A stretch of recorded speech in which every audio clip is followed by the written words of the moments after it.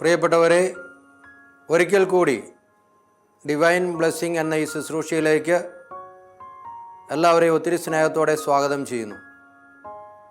ദൈവാനുഭവത്തിൻ്റെ തലങ്ങളിൽ കർത്താവിൻ്റെ വചനം ശ്രവിച്ച് അനുഗ്രഹങ്ങൾ പ്രാപിച്ചതിൻ്റെ അനുഭവങ്ങളുമായി നമ്മൾ വീണ്ടും ഒരുമിക്കുകയാണ്. യേശു അനുഗ്രഹിച്ചതിൻ്റെ ആ സന്തോഷവും സമാധാനവും ആനന്ദവും പങ്കുവയ്ക്കുന്ന സമയമാണ് ഈ ഡിവൈൻ ബ്ലെസ്സിങ് എന്ന ഈ ശുശ്രൂഷ. അനേക വർഷങ്ങളായി കർത്താവിൻ്റെ അനുഗ്രഹങ്ങൾ ഒഴുകുന്ന പുണ്യഭൂമിയാണ് ഈ ഡിവൈൻ ധ്യാന കേന്ദ്രം. ഇവിടെ നടത്തപ്പെടുന്ന ധ്യാന ശുശ്രൂഷകൾ, മറ്റ് ശുശ്രൂഷകൾ വഴിയായി കർത്താവിൻ്റെ അനന്തമായ സ്നേഹം അനുഭവിച്ച അനേക സാക്ഷ്യങ്ങൾ നമ്മുടെ കൺമുൻപിലുണ്ട്. അപ്പോൾ പ്രിയപ്പെട്ടവരെ, ഈ ആഴ്ചയും കർത്താവ് നമ്മെ ഒത്തിരി അനുഗ്രഹിച്ച് ഈ ശുശ്രൂഷയിലേക്ക് വിളിച്ചിരിക്കുക. പരിശുദ്ധ ഗ്രന്ഥത്തിൽ കൊളോസ്സോസുകാർക്ക് എഴുതിയ ലേഖനം 4-ാം അധ്യായം 2-ാം തിരുവചനത്തിൽ പ്രകാരമാണ് നമ്മൾ കാണുന്നത്: നിങ്ങൾ പ്രാർത്ഥനയിൽ സ്ഥിരതയുള്ളവരായിരിക്കുവിൻ, കൃതജ്ഞതയോടെ ഉണർന്നിരിക്കുവിൻ. പ്രാർത്ഥനയിൽ സ്ഥിരതയുള്ളവരായിരിക്കണം, കൃതജ്ഞതയോടെ ഉണർന്നിരിക്കണം. ഉണർന്നിരുന്ന് പ്രാർത്ഥിച്ച് അനുഗ്രഹങ്ങൾ പ്രാപിക്കുവാനായിട്ട് കർത്താവ് നമ്മെ വിളിക്കുക. ഒരു ഉണർവിൻ്റെ നിമിഷങ്ങളാണ് ഈശോ നമുക്ക് നൽകിക്കൊണ്ടിരിക്കുന്നത്. അപ്പോൾ പ്രാർത്ഥനയിൽ സ്ഥിരതയോടെ ഉണർവുള്ളവരായി നിന്ന് സ്ഥായിയായ കൃതജ്ഞതയോടെയുള്ള ഒരു ജീവിതം നമ്മൾ ജീവിക്കാൻ തുടങ്ങുമ്പോൾ തീർച്ചയായിട്ടും നമുക്കത് വലിയ അനുഗ്രഹമായി തീരും. നാം ആയിരിക്കുന്ന സ്ഥലങ്ങളിൽ, നമ്മുടെ കുടുംബങ്ങളിൽ, നമ്മുടെ വ്യക്തിബന്ധങ്ങളിൽ ഇതെല്ലാം വലിയ അനുഗ്രഹമായിട്ട് മാറും. കർത്താവ് നൽകുന്ന അനുഗ്രഹങ്ങൾക്ക് നമുക്ക് നന്ദി പറയാം. ഈ ഒരാഴ്ചക്കാലം ഈശോ നൽകുന്ന അനുഗ്രഹങ്ങളെ ഓർത്ത് നന്ദി പറയാം. കർത്താവിൻ്റെ സ്നേഹത്തിൽ കൂടുതൽ വളരുവാനായി ഈശോ നമ്മെല്ലാവരെയും അനുഗ്രഹിക്കട്ടെ.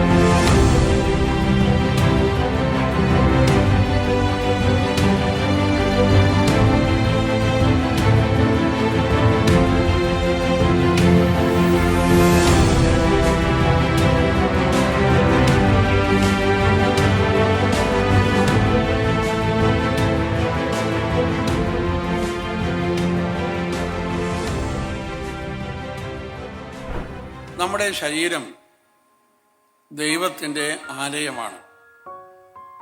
1 കൊറിന്ത്യർ 3-ലും 1 കൊറിന്ത്യർ 6-ലും നമ്മളിത് വായിക്കുന്നു: മനുഷ്യ ശരീരം ദൈവത്തിൻ്റെ ആലയമാണ്. ഹല്ലേലൂയ. നമ്മൾ നേരത്തെ കേട്ടു, ദൈവം തന്ന ദാനങ്ങൾ കൊണ്ടാണ് നമ്മൾ ദൈവത്തെ ആരാധിക്കേണ്ടത്. ആ ദാനങ്ങളുടെ ഉടമസ്ഥൻ ദൈവമാണെന്ന് ഏറ്റുപറഞ്ഞ് എല്ലാ മഹത്വവും ദൈവത്തിന് കൊടുത്താണ് ദൈവത്തെ ആരാധിക്കേണ്ടത്. അപ്പോൾ നമ്മുടെ ശരീരം ദൈവത്തിന് ദാനമാണ്. ഈ ശരീരത്തിലെ ഉടമസ്ഥൻ നമ്മളല്ല, ദൈവമാണ്. അപ്പം അതുകൊണ്ട് ഈ ശരീരത്തിൽ ദൈവത്തെ മഹത്വപ്പെടുത്തുവാൻ നമ്മൾ തയ്യാറാകണം. റോമർ 12:1: നിങ്ങളുടെ ശരീരങ്ങളെ വിശുദ്ധവും ദൈവത്തിന് പ്രീതികരവുമായ സജീവ ബലിയായി സമർപ്പിക്കുവിൻ. ഇതായിരിക്കണം നിങ്ങളുടെ യഥാർത്ഥമായ ആരാധന. Hallelujah, hallelujah.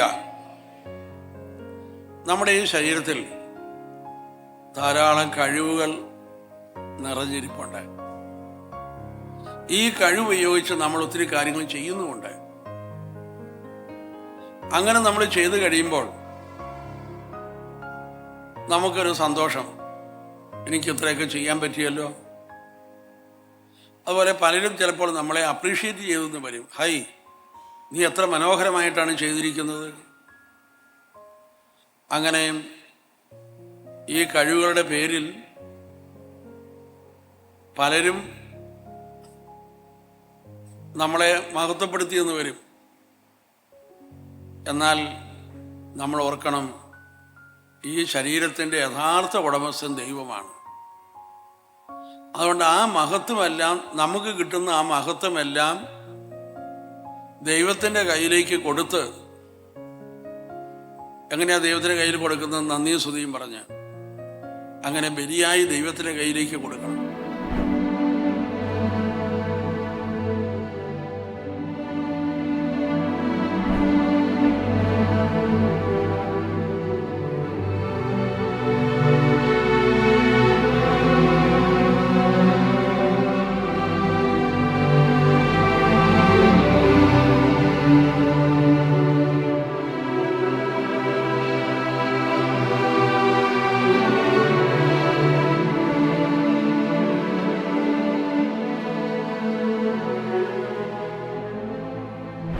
എൻ്റെ പേര് റോസ് മരിയ.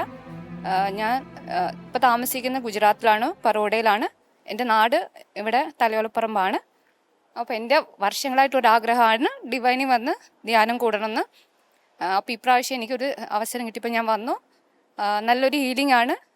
അപ്പം പറ്റുന്ന ആൾക്കാർക്ക് എല്ലാവരും വന്നിവിടെ ഒരു അറ്റ്ലീസ്റ്റ് ഒരു പ്രാവശ്യമെങ്കിലും ധ്യാനം കൂടണം. നമുക്ക് എന്ത് കിട്ടുന്നല്ല, പക്ഷെ നമുക്കൊരു ഇന്നർ ഹീലിംഗ് എല്ലാവർക്കും കിട്ടും. അപ്പോൾ അതുകൊണ്ട് എല്ലാവരും തീർച്ചയായിട്ടും വരണം. ഏത് കാര്യമാണോ അടയ്ക്കേണ്ടത് അടയ്ക്കും, തുറക്കേണ്ടത് തുറക്കും, നടക്കേണ്ടത് നടത്തും, കിട്ടേണ്ടത് കിട്ടും, മാറേണ്ടത് മാറ്റും. അതാ. അപ്പോ ഒരു കാര്യത്തിന് വേണ്ടി തീഷ്ണതയോടെ പ്രാർത്ഥിച്ചപ്പോൾ ആ പ്രാർത്ഥിച്ചതിന്റെ ഉത്തരം കിട്ടിയെന്നാ പറയണത്. ആ പ്രാർത്ഥിച്ചതിന്റെ ഉത്തരം ഇതാ. അടുത്ത വചനം പറയാം, വീണ്ടും പ്രാർത്ഥിച്ചു. വീണ്ടും പ്രാർത്ഥിച്ചപ്പോൾ ആകാശം മഴ വർഷിക്കുകയും ഭൂമി ഫലങ്ങൾ നൽകുകയും ചെയ്തു. എങ്ങനെ പ്രാർത്ഥിച്ചു? ഏലിയ നമ്മെ പോലെ ഒരു മനുഷ്യൻ. അപ്പൊ ഞാനും നിങ്ങൾ നമ്മളെപ്പോഴും ഒരു മനുഷ്യനായിരുന്നു. ഏലിയ തീഷ്ണതയോടെ പ്രാർത്ഥിച്ചു. പ്രാർത്ഥിച്ചപ്പോൾ നടക്കാത്ത കാര്യം നടന്നു. ഇതാ, അതിലൂടെ എനിക്കെന്താ പറഞ്ഞിരുന്നത്? ഞാൻ കർത്താവിൻ്റെ അൾത്താരുടെ മുമ്പിൽ തീഷ്ണതയോടെ പ്രാർത്ഥിച്ച, തീഷ്ണതയോടെ ബലിയർപ്പിച്ചാൽ ഇന്ന് വരെ നടത്തി കിട്ടാത്ത കാര്യം നടത്തി കിട്ടും.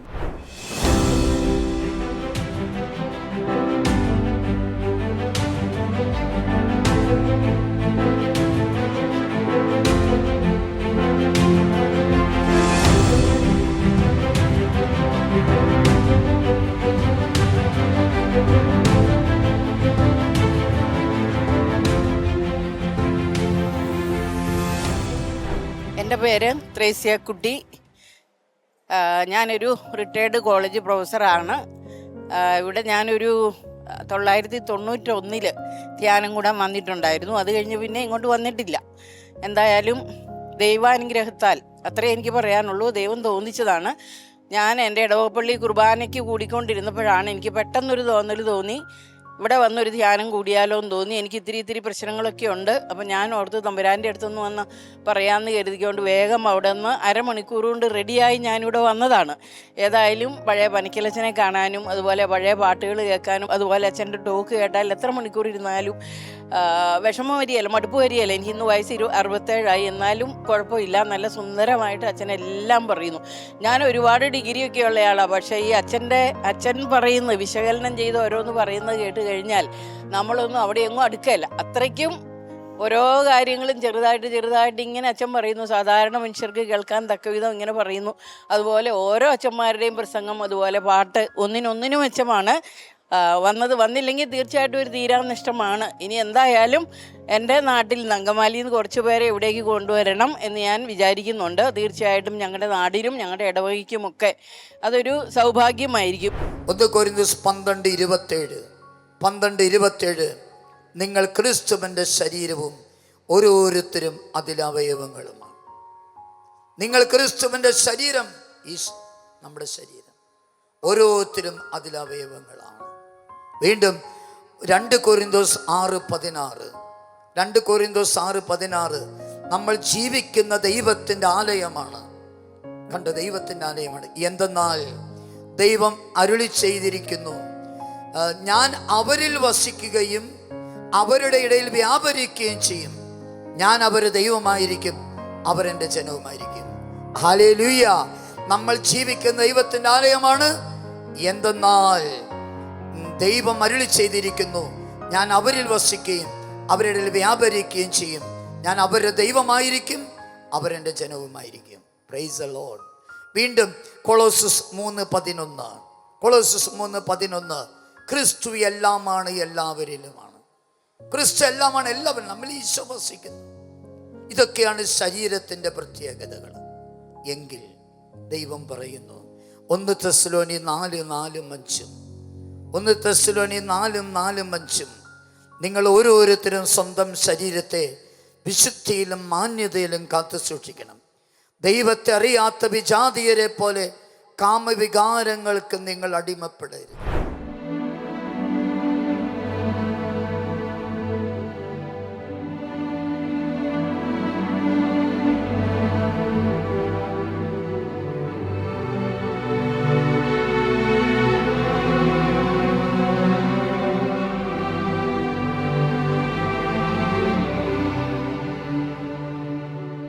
എൻ്റെ പേര് രജിത, ഇത് എൻ്റെ മകള് സൂര്യ. ഞങ്ങൾ ട്രിവാൻഡ്രത്തു നിന്നാണ് വരുന്നത്.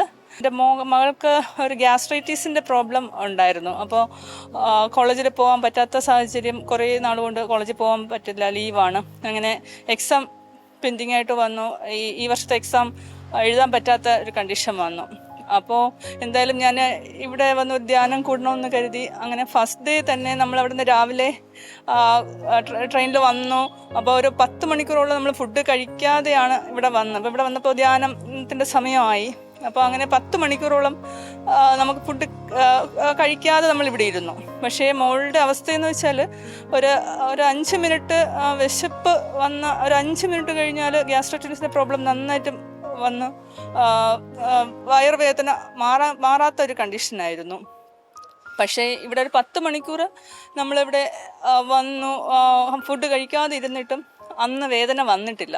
വന്നിട്ട് പെട്ടെന്നങ്ങ് മാറി ഒരവസ്ഥയാണ്. അപ്പോൾ അന്ന് തന്നെ നമുക്കൊരു സൗഖ്യം അനുഭവപ്പെട്ടിട്ടുണ്ട്. അപ്പോൾ നമുക്ക് നല്ലൊരു അനുഭവമാണ് ഇവിടെ വന്നിട്ട് കിട്ടിയത്. അപ്പോൾ ഈ മണിക്കൂറിൽ എനിക്ക് നിങ്ങളോട് പറയാനുള്ളൊരു കാര്യം, ഇത്തിരി തിരക്കൊക്കെ ഒന്ന് കുറയ്ക്കാം. ലോകത്തിലെ ഏറ്റവും തിരക്ക് പിടിച്ച് ജീവിക്കണവർ ആരാന്ന് വെച്ചാൽ മലയാളിയാണെന്നാണ് എൻ്റെ ഒരു നിഗമനം. തെറ്റുണ്ടെങ്കിൽ ക്ഷമിക്കുക. പക്ഷെ ഞാൻ ചിന്തിക്കുന്നത് അങ്ങനെയാണ്. ഏറ്റവും തിരക്കിൽ ജീവിക്കുന്ന കൂട്ടര് ലോകത്തിലെ മിക്കവാറും മലയാളികളായിരിക്കും. ജീവിക്കാൻ മറന്നു പോണവര്. Hallelujah, hallelujah. നമ്മൾ ഈ പുറത്തെ സ്റ്റേറ്റുകളിലേക്ക്, തമിഴ്നാട്, കർണാടക, ആന്ധ്രാപ്രദേശ്, മഹാരാഷ്ട്ര, ഒറീസ, അങ്ങനെ അങ്ങോട്ട് പോകുവാണെങ്കിൽ അങ്ങ് തലപ്പത്ത് വരെ, അല്ലെങ്കിൽ ഇന്ത്യ വിട്ടിട്ട് മറ്റ് രാജ്യങ്ങളിലേക്ക്, ഏഷ്യൻ കൺട്രീസ് ആകട്ടെ, യൂറോപ്യൻ കൺട്രീസ് ആകട്ടെ, ആഫ്രിക്കൻ കൺട്രീസ് ആകട്ടെ, എങ്ങോട്ട് ചെന്നാലും ഇത്രയും കൂടെയൊക്കെ മനുഷ്യർ ജീവിക്കാൻ സമയം കണ്ടെത്തുന്നുണ്ടെന്നാണ് ഞാൻ മനസ്സിലാക്കിയിരിക്കുന്ന ഒരു കാര്യം. നമ്മെ സംബന്ധിച്ചിടത്തോളം നമ്മൾ എത്രയ്ക്കോ തിരക്കുകൾ, കുറേ കാര്യങ്ങൾ ചെയ്തു കൂട്ടാനുണ്ട്, കുറേ ഉത്തരവാദിത്തങ്ങളുണ്ട്, കുറേ പ്രാരാബ്ദങ്ങളുണ്ട്. മരിക്കുന്നതിന് മുമ്പ് ഇതൊക്കെ ഒന്ന് ചെയ്ത് തീർത്തിട്ട് വേണം മരിക്കാനായിട്ട്. പ്രിയമുള്ളവരെ, ദൈവം ഈ ലോകത്തിലേക്ക് നമ്മളെ വിട്ടിരിക്കുന്ന കുറേ ഉത്തരവാദിത്വവും പ്രാരാബ്ദവും ചെയ്ത് തീർത്തിട്ട് മരിക്കാനല്ല, ജീവിച്ചിട്ട് മരിക്കാനാണ്. വലതുകരം ഉയർത്തി ഒന്ന് പറഞ്ഞേ ഹല്ലേലൂയ.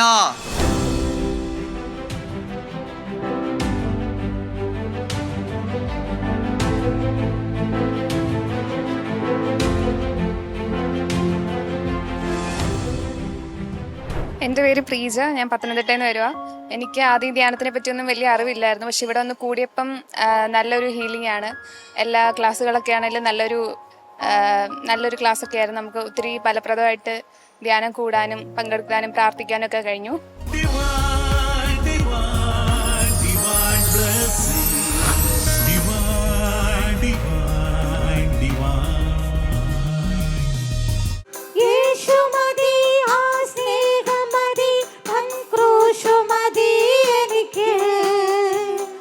യേശുമതി തൻ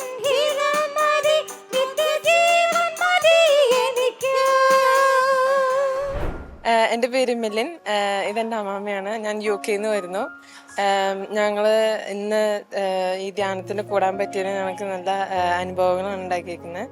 അപ്പോൾ ഇവിടെ വന്നിരിക്കുന്ന എല്ലാവരും നല്ല ഫ്രണ്ട്ലി ഒക്കെയാണ്. അപ്പോൾ നല്ലൊരു അനുഭവമായിരുന്നു. Thank you. ഞാൻ വന്നിരിക്കുന്നത് നീതിമാന്മാരെ വിളിക്കാനല്ല, പാപികളെ പശ്ചാത്താപത്തിലേക്ക് ക്ഷണിക്കാനാണ്.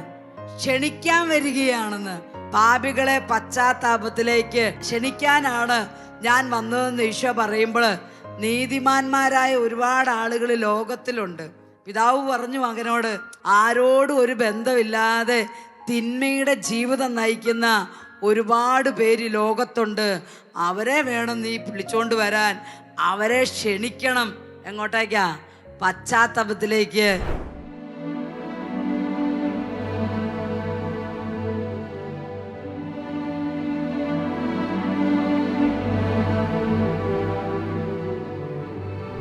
എൻ്റെ പേര് ജെയ്മി. ഞാൻ ആലപ്പുഴയിൽ നിന്നാണ് വരുന്നത്. ഞാൻ ആദ്യമായിട്ട് ഇവിടെ ധ്യാനം കൂടാൻ വരുന്നത്. നല്ലൊരു അനുഭവമായിരുന്നു. നമുക്ക് പ്രാർത്ഥിക്കാനും കൂടുതൽ കാര്യങ്ങൾ മനസ്സിലാക്കാനൊക്കെ സാധിച്ചു. ഇനി പറ്റുവാണെങ്കിൽ ഒരു വട്ടം കൂടി ധ്യാനം കൂടണമെന്ന് ഞാൻ ആഗ്രഹിക്കുന്നുണ്ട്. മത്തായിയുടെ സുവിശേഷം 8-ാം അധ്യായം 16 നമ്മൾ വായിക്കുമ്പോഴിങ്ങനെ കാണുന്നുണ്ട്. സായാഹ്നമായപ്പോൾ അനേകം പിശാചി ബാധിതരെ അവർ അവൻ്റെ അടുത്ത് കൊണ്ടുവന്നു. അവൻ അശുദ്ധാത്മാക്കളെ വചനം കൊണ്ട് പുറത്താക്കുകയും എല്ലാ രോഗികളെയും സുഖപ്പെടുത്തുകയും ചെയ്തു. പ്രിയപ്പെട്ടവരെ, വചനം പറഞ്ഞാണ് യേശുക്രിസ്തു സൗഖ്യം കൊടുക്കുന്നത്. ആ വചനമാണ് അക്ഷര രൂപത്തിൽ ഇവിടെ എഴുതി വെച്ചിരിക്കുന്നത്. ആ വചനത്തിന് പവറുണ്ട്, സൗഖ്യദായകം. അതാ കേട്ടുകൊണ്ടിരിക്കുമ്പോൾ തന്നെ നമുക്ക് രോഗസൗഖ്യം കിട്ടും. അത്ഭുതങ്ങളും അടയാളങ്ങളും നമ്മുടെ ജീവിതത്തിൽ സംഭവിക്കുക, ഇപ്പോഴും സംഭവിച്ചുകൊണ്ടിരിക്കുക. എൻ്റെ പേര് ബെറ്റി. ഞാൻ അങ്കമാലിയിൽ നിന്ന് വരുന്നത്. ഞാൻ ഇന്ത്യക്ക് പുറത്താണ് ജോലി ചെയ്യുന്നത്. ധ്യാനം കൂടാൻ വേണ്ടിയാണെന്ന് വേണമെങ്കിൽ പറയാൻ ഞാൻ വന്നത്. ഞാൻ നേരത്തെ ബുക്ക് ചെയ്തു. ഞാനും മോളും കൂടി വന്നത്. പക്ഷെ മോള് മുറിയിലേക്ക് പോയി. ഒത്തിരി സന്തോഷമുണ്ട് ധ്യാനം കൂടിയതിൽ. എനിക്ക് കൈകൊട്ടി പാട്ട് പാടുന്ന ഭയങ്കര സന്തോഷമാണ്. അപ്പോൾ അതെനിക്ക് സാഹചര്യം കിട്ടി. എല്ലാ പ്രസംഗങ്ങളും കേട്ട് വളരെ സന്തോഷം. ഇന്നലെ ഇന്നും പനക്കലച്ചൻ്റെ പ്രസംഗം കേട്ട് എനിക്ക് ഒത്തിരി സന്തോഷമായി. ഇനി ഞാൻ വെക്കേഷന് വരുമ്പോൾ ധ്യാനത്തിന് കൂടാൻ ആഗ്രഹിക്കുന്നു. സന്തോഷം, അത്രേ എനിക്ക് പറയാനുള്ളൂ. Thank you so much. Ave Maria, Ave Ave Ave Maria, Ave Ave Ave Maria, Ave Ave Ave Maria. എൻ്റെ പേര് അനുഷ് മൈക്കിൾ ബിജു. ഞാൻ മൂവാറ്റുപുഴയിൽ നിന്നാണ് വന്നെ. എനിക്ക് 19 വയസ്സായിട്ടുണ്ട്. ഞാൻ ഈ ധ്യാന കേന്ദ്രത്തിനെ പറ്റി കേൾക്കുന്നത് എൻ്റെ അപ്പയുടെ അടുത്ത് നിന്നാണ്. ഞാൻ എൻ്റെ അപ്പയുടെ കൂടെയാണ് ഇവിടെ വന്നത്.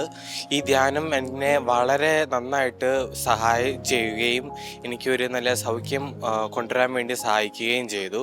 ഇതൊരു വളരെ നല്ല എക്സ്പീരിയൻസ് ആയിരുന്നു. ഞാൻ ഞായറാഴ്ച വൈകുന്നേരത്താണ് വന്നത്. ഓൾമോസ്റ്റ് ഒരു നല്ല ഫീലിങ്ങും സ്പിരിച്വലി കുറച്ചും കൂടെ അറ്റ്യൂൺഡായിട്ട് തോന്നാൻ എന്നെ വളരെ നന്നായിട്ട് ഹെൽപ്പ് ചെയ്തു. ആദിവാസികളുടെ ഏറ്റവും ഇങ്ങേ തട്ടിലുള്ള ആളുകളാണ് വയനാട്. അവിടെ ഞാനൊരു വീട്ടിൽ പോയി. ഒരുപാട് ഞങ്ങൾ നേതാക്കന്മാരും MLA മാരും മന്ത്രിമാരും ഉണ്ട്. അവർ ഞങ്ങൾക്ക് ചോറ് തന്നു.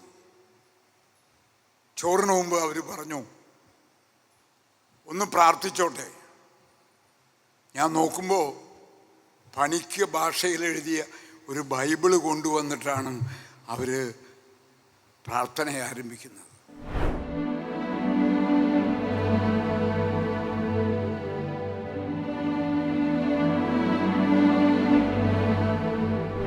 എൻ്റെ പേര് ബിനു. ഞാൻ ആലപ്പുഴയിൽ നിന്ന് വരുന്നു. ഇവിടെ ഈ ആഴ്ച ധ്യാനം കൂടി. ധ്യാനം നമുക്ക് വളരെ വലിയൊരു അനുഭവമായിട്ട് മാറുന്നു. ഇതിലൂടെ നമുക്ക് മനസ്സിലാക്കാൻ പറ്റുന്നത് ദൈവം തൻ്റെ സൃഷ്ടിയായ മനുഷ്യനെ എത്രത്തോളം വില കൽപ്പിക്കുന്നു എന്നത് വ്യക്തമായിട്ട് മനസ്സിലാക്കി തന്നു.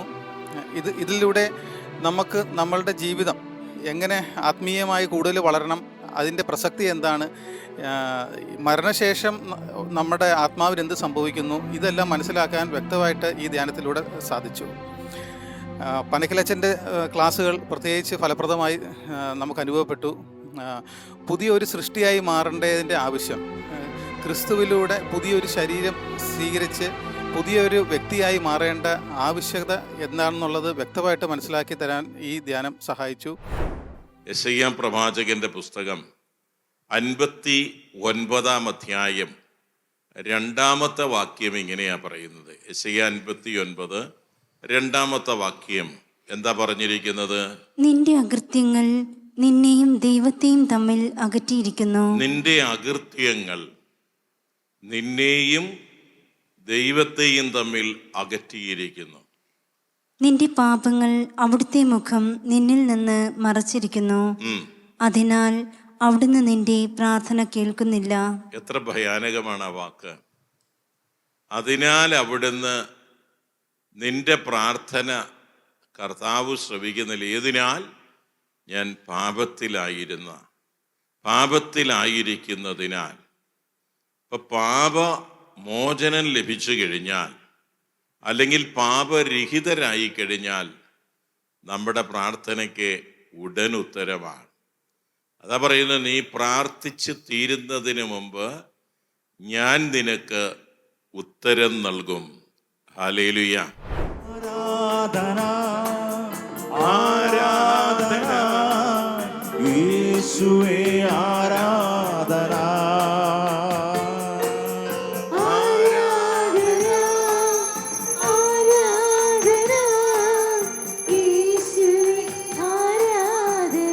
കരങ്ങൾ വീശി ആരാധന ആരാധന ദൈവമേ ആരാധന.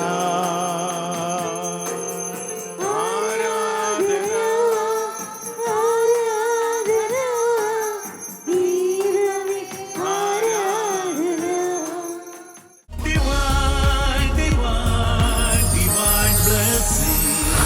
Divine, divine, divine. Praise the Lord.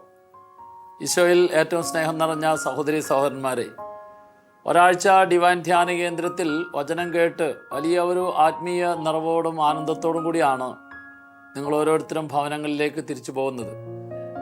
കർത്താവിൻ്റെ സന്നിധിയിലേക്ക് ഏതെല്ലാം വിധത്തിലുള്ള ദുഃഖങ്ങളും നൊമ്പരങ്ങളും വേദനകളുമായി കടന്നു വന്നോ അതെല്ലാം കർത്താവ് ഏറ്റെടുത്തിട്ട് ഓരോ വ്യക്തിയുടെയും ഉള്ളിൽ വലിയൊരു ആനന്ദം നിറച്ചിരിക്കുകയാണ്, സന്തോഷം നിറച്ചിരിക്കുകയാണ്, വലിയൊരു ബോധ്യം കിട്ടിയിരിക്കുകയാണ്. അതായത് ജീവിതത്തിൽ ഇനി ഏതെല്ലാം വിധത്തിലുള്ള പ്രശ്നങ്ങളുണ്ടായാലും ബുദ്ധിമുട്ടുണ്ടായാലും കഷ്ടത വന്നാലും അതിനെല്ലാം അതിജീവിക്കാൻ തക്ക വിധത്തിലുള്ള ഒരു ആത്മീയ കരുത്ത് ഉള്ളിൽ ഓരോ വ്യക്തിക്കും വലിയൊരു ധൈര്യവും ശക്തിയും കർത്താവ് തന്നിരിക്കുന്നതാണ്.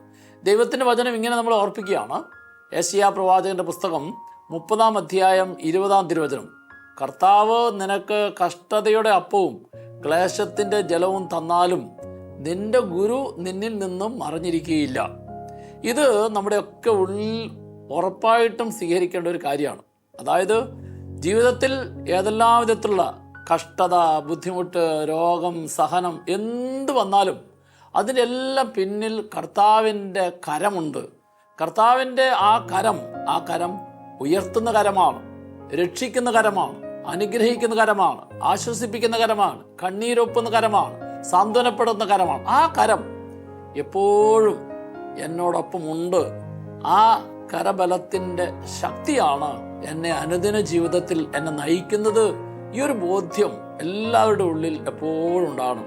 ഈ ഒരു ബോധ്യത്തിൽ നിറഞ്ഞാണ് നമ്മൾ ഇനിയുള്ള നാളുകൾ നയിക്കപ്പെടുന്നതെങ്കിൽ അവിടെയൊക്കെ കർത്താവ് തരുന്ന ആശ്വാസവും സാന്ത്വനവും ശക്തിയും എല്ലാം ജീവിതത്തിൽ അനുഭവിക്കാൻ സാധിക്കും. അങ്ങനെ അനുഭവിച്ചുകൊണ്ട് ഈശോയ്ക്ക് സാക്ഷ്യം വഹിക്കുന്ന ജീവിതമാകട്ടെ ഇനിയുള്ള നാളുകൾ നിങ്ങളുടെ ജീവിതം എന്ന് പ്രത്യേകമായിട്ട് ആഗ്രഹിക്കുകയും അതിനുവേണ്ടി പ്രാർത്ഥിക്കുകയും ചെയ്യുന്നു. എല്ലാവരെയും കർത്താവ് സമൃദ്ധമായിട്ട് അനുഗ്രഹിക്കട്ടെ. നിങ്ങളുടെ ജീവിത വഴിയിൽ എപ്പോഴും ഈശോ കൂടെ ഉണ്ടായിരിക്കും. അങ്ങനെ യേശുക്രിസ്തുവിനാൽ നയിക്കപ്പെടുന്ന ഒരു സന്തോഷത്തിൻ്റെ ജീവിതം എല്ലാവർക്കും പ്രത്യേകമായിട്ട് ആശംസിക്കുകയാണ്. ഒരിക്കൽ കൂടി കർത്താവിൻ്റെ അനുഗ്രഹം എല്ലാവരോടൊപ്പം ഉണ്ടായിരിക്കട്ടെ. ആമേൻ.